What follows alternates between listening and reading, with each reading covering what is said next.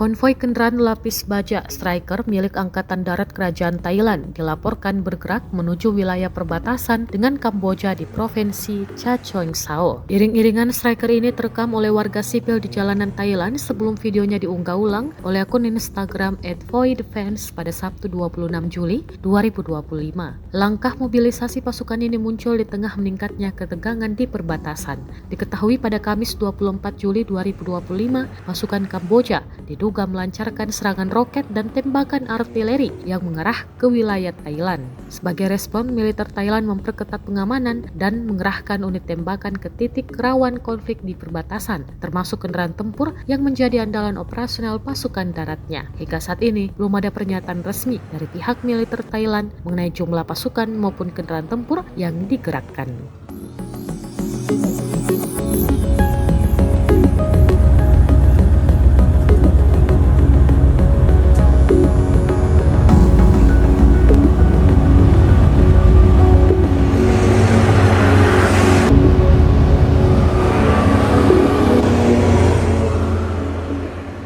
Download Tribun X sekarang, menghadirkan lokal menjadi Indonesia.